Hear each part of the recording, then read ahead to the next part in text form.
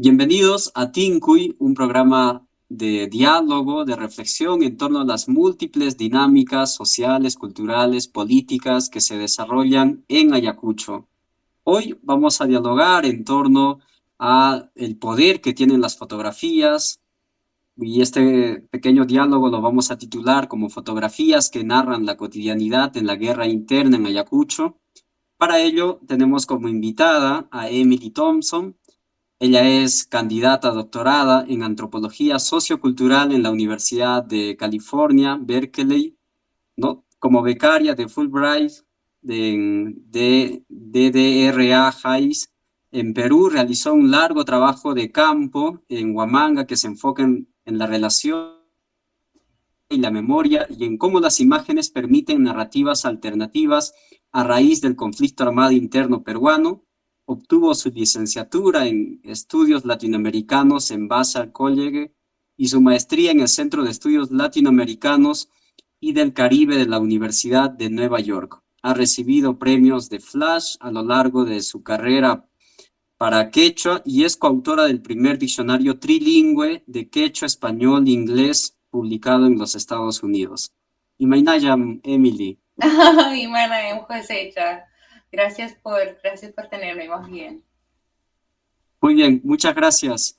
Vamos a conversar un poco en torno a la reciente exposición que hiciste desde el año pasado en el lugar de la memoria, titulada Mirada a lo cotidiano, del periodista Hugo Net Alarcón, y posteriormente en Ayacucho, ¿no? Ujú. Y para poder adentrarnos un poco más, es preguntarnos un poco cómo la fotografía se ha convertido en un campo de análisis para la comprensión de los hechos pasados. Ya, muy bien, gracias, Oshiro. Bueno, es una pregunta excelente y también grande, ¿no? Pero bueno, en primer lugar, para mí es importante entender que las fotografías a menudo se consideran pruebas de algo, ¿no? Algo que realmente ocurrió tal cual como aparece en la imagen. Y bueno, en un sentido jurídico, esto sí puede ser muy valioso, ¿no? Ya que las fotografías pueden servir como evidencia. Sin embargo, creo que esto es solo una manera en la que las fotos son relevantes hoy en día. Y bueno, para mi trabajo más bien me interesa ir más allá de la construcción de una foto como prueba de algo, ¿no? O sea, hoy en día todos somos conscientes de que las fotos no siempre reflejan de manera transparente la vida, ¿no? También representan como quisiéramos que fuera o como quisiéramos que apareciera, ¿no? Y un aspecto importante que, bueno, reflexiono mucho en mi propio trabajo y trato de enseñar a mis estudiantes es como cuestionar esta idea de que una imagen, en este caso una foto, ¿no? Es un reflejo como objetivo de la verdad.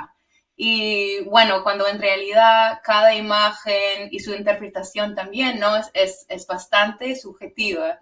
Y con eso quiero decir, o sea, no solo depende en lo que vemos en términos estéticos, ¿no? En una imagen, sino también quién la tomó, con qué cámara, dónde, cuándo, bajo qué contexto, qué cosa está pasando fuera del encuadre, ¿no? Y bueno, quiénes somos nosotros también, ¿no? Como espectadores. Y eso también es importante tener en cuenta como al mirarla y interpretarla para nuestras propias vidas, ¿no? O sea, los dos podríamos ver la misma imagen y me imagino que los dos igual tendríamos como dos versiones muy distintas, lo que para mí es un poder de la fotografía, ¿no? Y eso para mí es muy, muy lindo.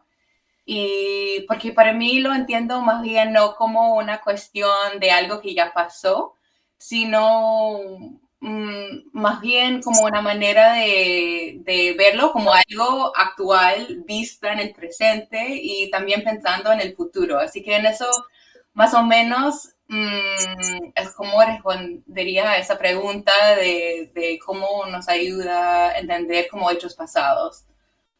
Claro, y hay algunas fotografías que se convierten como en íconos de la historia, que cuentan y por tanto uno puede hacer determinados postulados de cómo ha sido antes y todo.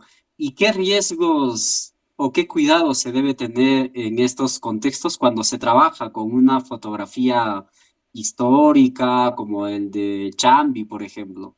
Claro, o sea, bueno, no sé si es cuidado, pero sí creo que es bastante importante, más o menos como te dije, como ampliar Ujú. nuestra definición de la fotografía, ¿no? Y pensarlo no solo en términos de lo que vemos dentro del encuadre, sino todos los contextos sociales que se juntaron para que la foto fuera tomada, impresa y compartida, ¿no? Porque hay todo un evento de la foto, o sea, no solo es el hecho de verlo, sino como tienen una historia, un pasado, una narrativa, también tienen un futuro más allá, ¿no? Ujú. Y sí, y pensándolo más bien como en términos más amplios, de no solo como la cosa material, no solo como objeto, pero como dices, como también tiene el poder de visibilizar algunas versiones de la historia, digamos, y no, ¿no? Claro, si revisamos, por ejemplo, algunos libros, yo me recuerdo de la primaria, secundaria, y cuando ingresé a antropología, los primeros manuales, ¿no? Eran fotografías de distintos rostros, rostros humanos, una gran cantidad que mostraban determinadas cuestiones, ¿no? Y cómo poco a poco la fotografía ha sido utilizada por la ciencia social para dar esta cuestión de objetividad, de que existe algo y que no es una imaginación. Claro, o sea, tal como dices, o sea, la fotografía también tiene una larga historia como herramienta en la antropología social, ¿no? Y bueno, podemos pensar en figuras como Bronislaw Malinowski, Franz Ujú. Boas, Margaret Mead, o sea, para ver cómo utilizaron la fotografía como apoyo para sus etnografías, ¿no? Desde el inicio de la disciplina, la verdad. Y bueno, mi trabajo se diferencia en varios aspectos porque la fotografía literalmente es mi campo de estudio, ¿no? Eso significa varias cosas para mí. Primero, trato de demostrar que las fotos pueden y de hecho deberían considerarse como un enfoque en sí, no solo como un apoyo adicional a métodos como, digamos, más científicos como entrevistas, historias orales o observación participante, ¿no? Sino como un método en sí, con sus propias consideraciones que deben tomarse en serio, digo yo. Y bueno, creo que en términos de las investigaciones sociales, cosas ordinarias como las fotografías son igual de informativas que las notas de campo, por ejemplo. Y bueno, también como dices, ¿no? Es importante para mí destacar que la historia de la fotografía también es una historia de poder y exclusión, ¿no? O sea, podemos pensar en esos ejemplos, ¿no? Que mencionaste, que pueden parecer como banales, como hasta como las fotos de identificación, que funcionan como un aparato estatal de control y categorización, ¿no? Y bueno, como dices, hasta los primeros estudios eugénicos de antropología que usaron fotografías para probar una agenda racista, ¿no? Entonces, para mí es importante reconocer este pasado del estudio de fotografía para ser más bien conscientes de lo que está en juego cuando hablamos sobre cómo se crean, se ven y también cómo se circulan las imágenes, que no son nada inocentes, la verdad, ¿no? Y bueno, pensando, o sea, también la disciplina de antropología, hay una tradición bien extractivista, ¿no? Y son como de querer descubrir algo desconocido, algo nuevo y lejano, ¿no? Y bueno, veo más bien en los estudios críticos más recientes de la fotografía una posibilidad realmente poderosa para contrarrestar este deseo disciplinario de encontrar y definir al otro, ¿no? Y Ujú. ya, lo voy a dejar ahí. Pero... Claro. Sí, algo muy importante, ¿no? Justo hay un giro en torno al giro visual que lo denominan. Y para referirnos al conflicto armado interno, un episodio de 1980 hasta el 2000 que tuvo fuertes costos e impactos en la sociedad peruana, donde la región de los Andes ha sido fuertemente afectada, la población indígena, quechua, xáninga principalmente, aymara también en la parte de Puno. Las fotografías han tenido como un eco bastante utilizado, inclusive que ha servido de propaganda para dar cuenta de cómo Sendero Luminoso estaba creciendo más y más y más y iba a tomar Lima, ¿no? Pero sin embargo, este uso de las fotografías nos hace pensar en la pregunta de cuál ha sido el papel y cuál es el papel, ¿no? En la actualidad de la fotografía en narrar el conflicto armado interno. Claro, o sea, bueno, para mí esta ha sido como la pregunta que ha guiado como mi carrera entera, o sea, como antropóloga y fotógrafa. Y mi trabajo académico siempre ha centrado en esta relación, ¿no? O esa pregunta entre la memoria y lo visual en Perú. Y bueno, hay varias respuestas, ¿no? Pero, por ejemplo, para mi tesis de maestría realicé una investigación sobre Yuyanapac, la muestra fotográfica que formó parte del informe final de la CBR. Y bueno, de hecho, la CBR en Perú fue la primera comisión en el mundo en incluir un aspecto visual en su reporte final. Y bueno, agradezco mucho a mis amigas Nancy Chappell y Maya Mujana que me ayudaron un montón a hacer ese trabajo. Y bueno, la verdad es que me ha parecido súper impresionante, no solo el archivo final que sigue en el Ministerio de Cultura en Lima, sino también como el trabajo bien largo de investigación que ellas hicieron, como entrevistando, hablando con instituciones, con fotógrafos, con periódicos, familiares. Pero, ok, o sea, diciendo eso, la verdad es que la mayoría de las imágenes, incluso la más famosa, o sea, la que vemos en la portada de Yuyanapa, son de fotógrafos limeños, ¿no? Que no hablaban quechua, que iban a Huamanga por un par de días, tomaban helicópteros para llegar a pueblos lejanos y de ahí volvían a su vida en Lima, ¿no? Y bueno, claro, hay algunas excepciones súper importantes, como el maestro Oscar Medrano, o sea, un fotógrafo capazo que acaba de inaugurar un espacio memoria en su pueblo natal de Acos Vinchos, ¿no? Pero siempre yo he visto como un vacío cuando se trata de las memorias visuales del conflicto armado interno. Y bueno, por lo menos desde afuera, hablando de como gringa de los Estados Unidos, o sea, muchas veces solo vemos la narrativa de Lima, o sea, como te digo, la misma muestra de Yuyanapac se encuentra en Lima, tal como el LUM, el Ojo Quigora, o sea, los espacios más visibles, digamos, de la memoria o del Estado también son en Lima. Y bueno, siempre me pregunté, pero ¿por qué no existía un archivo así? O sea, como lo de Yuyanapac, desde y sobre la región más golpeada, Ayacucho, es decir, de fotógrafos locales que no tenían otra opción que quedarse ahí. Y bueno, volviendo un poco a tu pregunta, o sea, sobre la relación entre la fotografía y el conflicto, creo que parte de eso también tiene que ver con el peligro extremo de ser periodista y fotógrafo en Ayacucho en ese momento, ¿no? O sea, solo tenemos que pensar en ejemplos como Hugo Bustillos, Lucho Morales, Jaime Aygala, los 8 periodistas asesinados en Uchurajay. O sea, para entender que tomar fotos durante el conflicto era literalmente arriesgar la vida, ¿no? O sea, así que veo un vínculo muy fuerte entre la fotografía y las posibilidades y también los límites, ¿no? En narrar el conflicto, porque cuando hablamos de cómo narrar el conflicto, también tenemos que pensar en los silencios, ¿no? Y para mí los silencios en mi trabajo son, por ejemplo, las fotos perdidas, confiscadas, quemadas, que nunca vamos a ver, ¿no?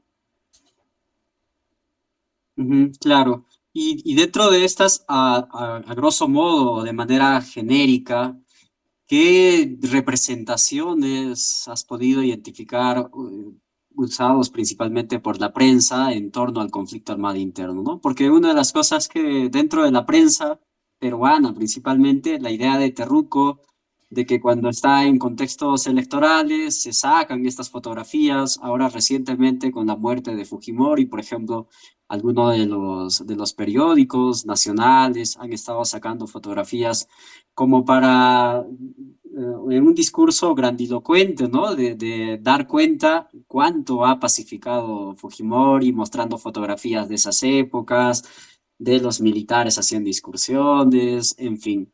Entonces, en resumidas cuentas, ¿qué narrativas existen que circulan dentro de estos ambientes? Bueno, sí, como dice, o sea, para mí eso ha sido súper interesante ver cómo esas imágenes de hace, no sé, 40, 30 años siguen circulando y siguen como teniendo poder, ¿no? En la prensa, en los medios. Eso para mí es algo muy impactante y para mí reitera como la necesidad de pensar, o sea, de cuestionar el poder de la imagen como prueba de la verdad. O sea, eso es como un ejemplo más que tenemos, o sea, no podemos verla tal cual y aceptarla, es más bien como no sé, como digo, como Ujú, cuestionar la fotografía y el contexto más grande, el contexto político, en qué periódico está saliendo tal foto, en qué medios están reproduciéndolas. Así que es un impulso, lo veo para mí como un impulso cuestionar más bien el rol de la fotografía en sí, ¿no? ujú. Señalabas principalmente de que la labor periodística o principalmente de retratar la realidad a través de las fotografías a partir del enfoque de los periodistas, muchos de ellos eran de Lima, ¿no? Y dentro de tu trabajo, tú te enfocas o ayudas o acompañas a un proceso de visibilización de uno de los periodistas de Ayacucho, a Hugo Net, ¿no? ¿Puedes contarnos quién era Hugo Net Alarcón y cuál ha sido su labor que desempeñó durante el conflicto armado interno? Claro, o sea, Hugo Net, sí, como dices, mi trabajo más bien era como acompañar, me gusta el uso de esa palabra, a unos periodistas y fotógrafos o familiares de fotógrafos que nunca habían tenido la oportunidad o que nunca, o sea, que antes no querían compartir su archivo. Entonces, Hugo Ned era un destacado periodista y con un papel fundamental durante el conflicto armado interno, ¿no? Nació y vivió en Huamanga, fue corresponsal en Ayacucho para medios como La Prensa, El Comercio, Expreso y Caretas, entre otros, y también colaboró con la prensa internacional, o sea, como con United Press International, la UPI y Associated Press, ¿no? Pero una faceta suya, tal vez la menos conocida, era su trabajo como fotógrafo. Y es interesante porque siempre cuando lo vi como en la calle, siempre lo vi con su cámara ahí, te juro, o sea, hace el año que falleció, que fue el año pasado, él continuó trabajando como corresponsal hasta el final, ¿no? Pero nunca publicó la mayoría de sus imágenes. Y bueno, como dices, como parte de mi investigación, tuve la oportunidad de conocerlo y juntos, con su familia también, o sea, digitalizamos, perdón, muchas de sus imágenes, ¿no? Que tenían negativo. Y eso no fue solo para ellos o para la familia, eso también, obvio, era un aspecto súper importante que ellos mismos tengan ese archivo, porque antes, o sea, en negativo no se puede ver, no se puede compartir. Y sino también él decidió que quería hacer como una muestra itinerante que montamos en el Loom y después en Huamanga también. Ujú. Y a propósito de esta muestra fotográfica que hacen, mm, ¿qué narrativa se destaca dentro de ellas, ¿no? ¿O cómo ha sido el proceso de selección, de armar? Porque imagino que en este proceso también hay miradas y la selección también es una cuestión bastante cuidadosa y que detrás de ella también hay unos criterios específicos. ¿Cómo ha sido este proceso? Totalmente, es muy, muy buena pregunta. O sea, de hecho yo pienso en los archivos tal como las fotos, o sea, no es Ujú, algo objetivo, ¿no? Siempre hay alguien que escoge que sí va y que no. Y bueno, para nosotros fue más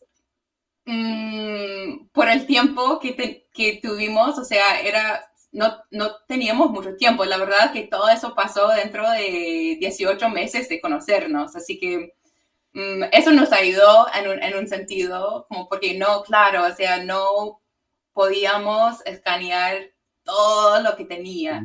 Y entonces lo hicimos juntos, o sea, ¿cómo lo hicimos? Yo digitalicé como un montón, todo lo que podía, aunque todavía me falta un montón. Y de ahí juntos lo mirábamos, él me contaba, esta sí, esta no, pero también, o sea, el archivo que tiene la familia es distinto que el archivo que tiene Loom, por ejemplo, porque Loom también tiene otra perspectiva, tiene otros límites, que la verdad, por ejemplo, es que en su archivo hay bastante imágenes muy fuertes de la muerte, o sea, de cadáveres, y Lu nos dijo, mira, o sea, no se puede mostrar eso. Y entonces eso para mí fue un poco difícil porque, como dices, fue como, pero ¿qué derecho tenemos nosotros de elegir cómo se ve la realidad de Ayacucho y no? O sea, si lo estamos llamando la muestra, la vida cotidiana, pero ¿cómo no vamos a incluir esta parte que viendo las fotos, o sea, era una parte grandote de la vida cotidiana, digamos, de Ayacucho? Entonces, bueno, yo diría que depende de mucho. Sería mi respuesta. O sea, depende de la perspectiva del museo o de la institución, depende de la perspectiva de la investigadora, depende de la perspectiva del fotógrafo mismo. O sea, hay mucho que tomar en cuenta cuando estamos hablando no solo de las fotos, sino también de los archivos de las fotos, ¿no? Ujú. Y dentro de estas muestras que se ha seleccionado, ¿no? Hay una organización que ustedes siguen en torno a cómo clasificar todas estas. ¿Puedes comentarnos un poco más cómo ha sido esta periodificación y qué se resalta en cada una de ellas? Bueno, yo diría que, o sea, tengo dos respuestas. La primera es para la selección que hicimos con Loom. O sea, eso sí sigue más o menos, o sea, tenemos como tantas fotos aquí bajo el título por ejemplo, no sé, de los comités de autodefensa. Ujú. O sea, entonces había que cumplir como, sí, en las fotos, en la colección total de Goner es otra cosa. O sea, se ve, para mí,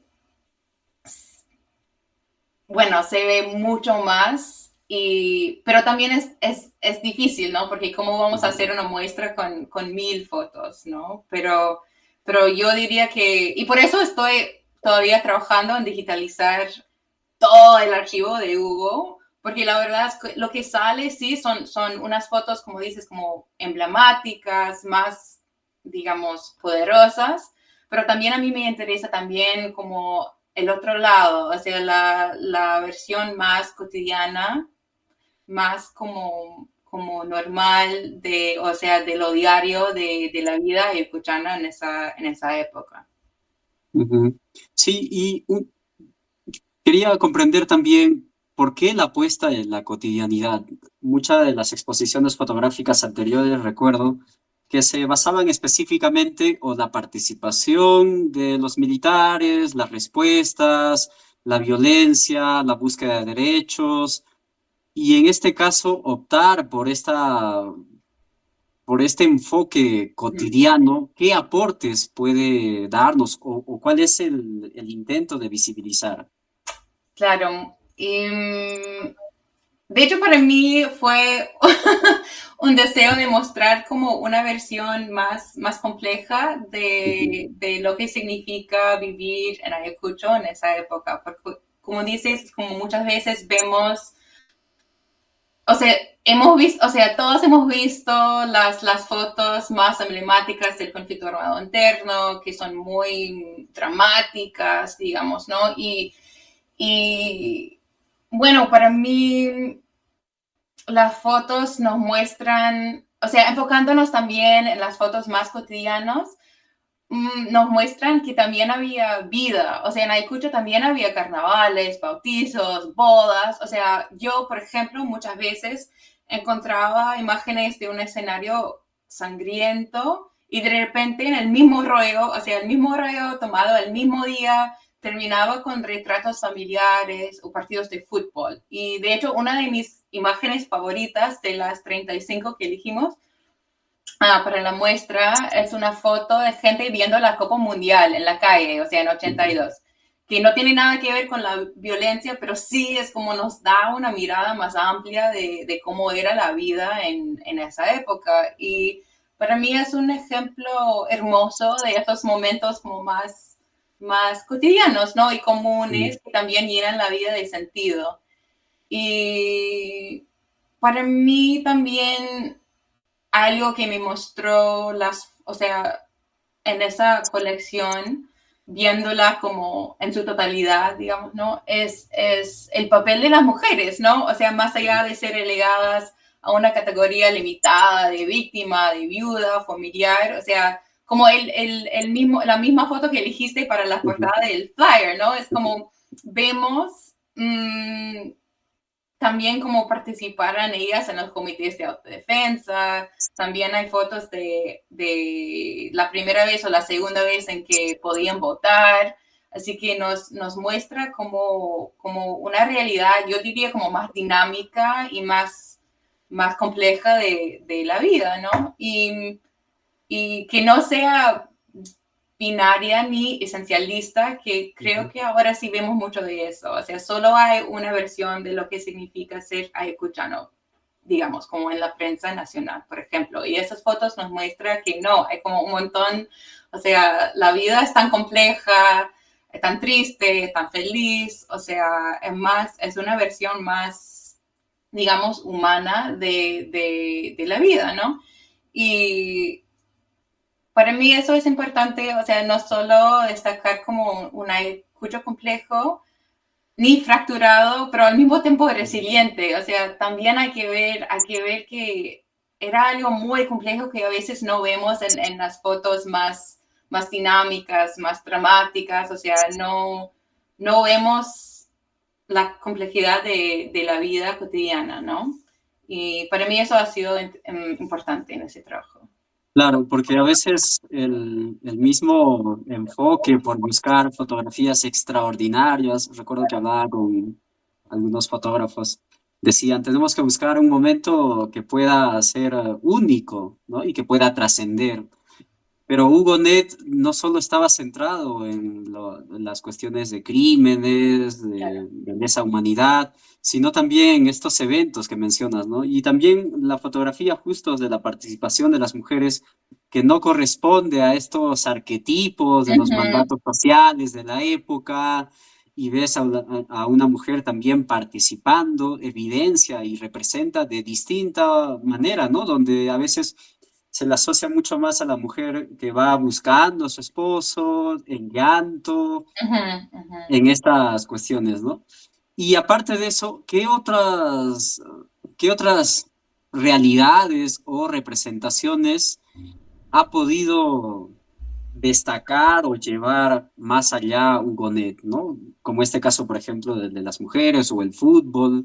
Hay otros aspectos que también tú que has podido ver, ¿no? Una gran cantidad de fotografías, quizá que no están incluidas dentro de las muestras que han pasado, que, que tienen como un potencial que pueden ayudar a complejizar y salir de estas dicotomías entre víctima, victimario. Claro, bueno, eso es la meta, ¿no? Y bueno, siempre cuando, o sea, en mi manera de responder más a esta pregunta, siempre lanzarla a la persona que me la hizo, porque, o sea, yo sí tengo una hipótesis preliminar, ¿no? Y más o menos que tiene que ver con eso, ¿no? Con la vida cotidiana, como en Ayacucho la muerte se convirtió en algo cotidiano durante el conflicto, y con eso no quiero decir que ya perdió su significado, sino el contrario, o sea, es como la vida cotidiana se saturó de esa dolorosa realidad en un sentido que yo, la verdad, no puedo comprender, o sea, como no estando ahí, ¿no? Pero como te digo, o sea, a la vez, me acuerdo una vez estaba viendo unas fotos con Heriberto Jiménez y me dijo algo como, oye, pero pucha, hay vida ahí también, o sea, es como, sí, también, o sea, y así es la vida, ¿no? Es como, sí, es llena de tristeza, de la muerte, pero también hay momentos de otras cosas, ¿no? Y creo que eso también es una oportunidad que tengo yo viendo las imágenes desde la perspectiva de antropología social, o sea, más podemos decir desde las ciencias sociales, o sea, en vez del arte, en vez de comunicaciones, por ejemplo, es como tengo la oportunidad de dejar a un lado la idea de la foto buena o la foto bonita. Y mi metodología aborda también las fotografías desenfocadas, empapadas, rayadas y sobreexpuestas también. A mí me encantan las fotos sobreexpuestas y como oportunidades, ¿no? Para reflexionar sobre la vida en medio de la muerte de una manera, como dices, no tan binario, o sea, y también que la verdad que desafía la narrativa oficial del Estado peruano, ¿no? O sea, así tomó en serio el potencial de las imágenes para desestabilizar como pasados, presentes y hasta futuros. Y eso me parece fundamental, no solo para mi trabajo como fotógrafo, pero pensando como en las ciencias sociales en un sentido más largo, ¿no? Ujú. Sí, y otro de los aspectos que creo que también es muy importante tenerle en cuenta en torno a la fotografía es cómo la fotografía como un medio, bueno, en esos tiempos, en el conflicto armado interno, ¿no? De la lucha por dar cuenta, la búsqueda de la verdad, informar, ¿no? Es apropiada también principalmente por organizaciones víctimas y afectados, como el caso de ANFACEP, Ujú. que empiezan a utilizar las fotografías como una forma de acceso a a su ciudadanía, ¿no? Y en estos contextos también hay fotografías de Hugo Net que muestran, ¿no? Estas marchas donde las mujeres se están llevando, dónde está mi esposo, desaparecido en tal. ¿Qué poder puede tener también la fotografía al ser utilizada por grupos excluidos? Claro, o sea, también esa es una pregunta que yo no puedo responder sola, o sea, tendría que que preguntarlas a ellas, más bien como a las mamás de Ampasep, pero siempre me llamó la atención, ¿no? Cómo esos grupos, estas organizaciones, sí, siempre tienen la foto de su desaparecido, ¿no? Y es como una manera de tenerlo presente con ellas, ¿no? Entonces, hay que verlo, o sea, siempre reconozco la historia de la fotografía y la historia más bien de antropología, como es algo violento, la verdad, pero también hay, o sea, vemos, en Ayacucho lo vemos todos los días, ¿no? O sea, es como también hay ese potencial de utilizar las imágenes, hasta la antropología, para vindicar a los que antes no tenían voz. O sea, y podemos pensar, hay un proyecto que me parece increíble, Retratos de la Memoria, que hacen, o sea, es de Jesús Cosío y dos personas más que van porque muchos familiares en Ayacucho y en las Ujú. comunidades no tenían ni una foto de su desaparecido, ¿no? Y cuando lo tenían, sí, era como de la DNI, ¿no? Entonces, lo que hacen es que ellos van y a través de como entrevistas, conversaciones con los familiares, es como dibujan una versión del familiar. Y eso para mí es increíble ver que los familiares también, o sea, algunos sí tienen las fotos y otros no, pero eso también es una manera de devolver la imagen de su ser querido, ¿no? Y es un ejemplo de cómo podemos utilizar la fotografía para bien, no solo para mal, ¿no? Ujú. Y respecto a los secretos que mencionabas y que por esta parte también ha sido una parte muy central dentro de de tu investigación, ¿cómo o qué cosas se clasifican como los silencios de la fotografía? O sea, solo aquellas que por determinados criterios no se muestran, que no salieron expuestas, o qué más, cómo comprender todo esta nebulosa, esta nube no tan clara. Claro, y es más difícil aún como pensándolo como antropóloga, o sea, porque como mencioné, es como la antropología, es como queremos ver todo, queremos exponer todo, y eso fue una lección muy importante y a la vez muy difícil para mí durante mi trabajo de campo, es como a veces hay que dejarlo, o sea, y hay que preguntar, lo más importante para mí es siempre estar en conversación con la gente, o sea, por ejemplo, tengo una amiga y su papá era fotógrafo de esa época y me dijo que tenía rollos, o sea, del conflicto armado interno de su papá y antes de fallecer su papá le había prohibido revelarlos y ella me dijo, nunca lo voy a revelar, o sea, yo te puedo mostrar otras cosas, Amelie, pero nunca te lo voy a dar. Y para mí es como, está bien, o sea, hay que respetar las decisiones de los familiares, de los fotógrafos mismos. Y bueno, hay un montón de ejemplos y es interesante pensar por qué, ¿no? O sea, no solo en cuáles son los silencios, pero por qué. O sea, 40 años, 50 años después, es increíble, ¿no? Que será, o sea, hay varios motivos, ¿no? Claro, hay miedo, o sea, en nuestra realidad actual, o sea, hay mucho miedo. Y entonces para mí ha sido importante no solo pensar en los silencios tal como las fotos que nunca vamos a ver, como, porque varias personas me dijeron, no, me llevaban todo, por ejemplo, el archivo de Lucho Morales, o sea, nadie sabe dónde será. Y entonces, esos sí son silencios grandes, pero también hay que preguntar, o sea, ¿pero por qué? O sea, por qué hubo tanto miedo ahí en, no sé, en los años 80, que la gente quemaban sus propios archivos? He escuchado de eso también, o sea, ha votado los negativos, o sea, hay un montón de historias así, como, pero creo que es importante no solo como preguntar cuáles son los silencios, sino por qué, y a la vez dejarlos ahí también, o sea, es importante para mí, como viniendo desde afuera, como respetar los deseos de las personas con quienes estoy trabajando. Si no me quieren ver, o sea, si no me quieren mostrar las imágenes, está bien. O sea, no, insisto un poquito, pero no mucho, o sea. Claro. Y dentro de la experiencia de ver las exposiciones, ¿no? Fotográficas, en el caso tanto en Lima y en Ayacucho, ¿tú encuentras una diferencia en cómo se aprecian las reacciones de las personas que van al interactuar con las fotografías, ¿no? ¿Cómo ha sido? Hay quizá las formas de impacto que tiene son distintas.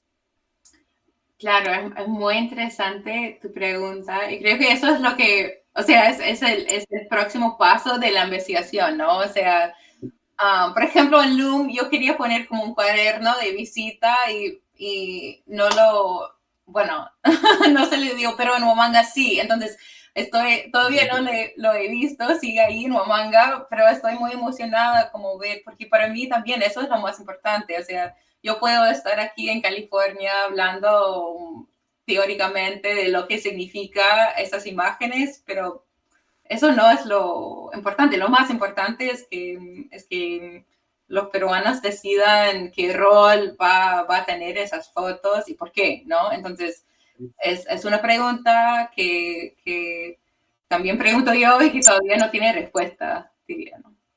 Ujú. Muy bien, una última pregunta ya para ir concluyendo.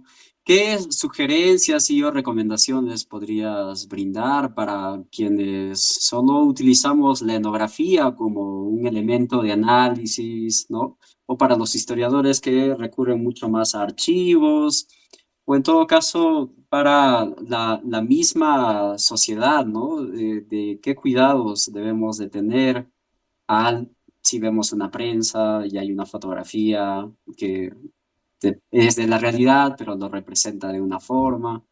Claro, o sea, yo creo más bien es importante como como hago en mi trabajo es como tomarlo en serio, o sea, tomar la imagen en serio como un método en sí, o sea, que no solo es como un aporte, pero llevándolo, o sea, preguntando a la gente, ¿qué opina? Como tú me has hecho a mí, ¿no? O sea, ¿pero qué piensa la gente? ¿Y por qué piensan así? ¿Y qué nos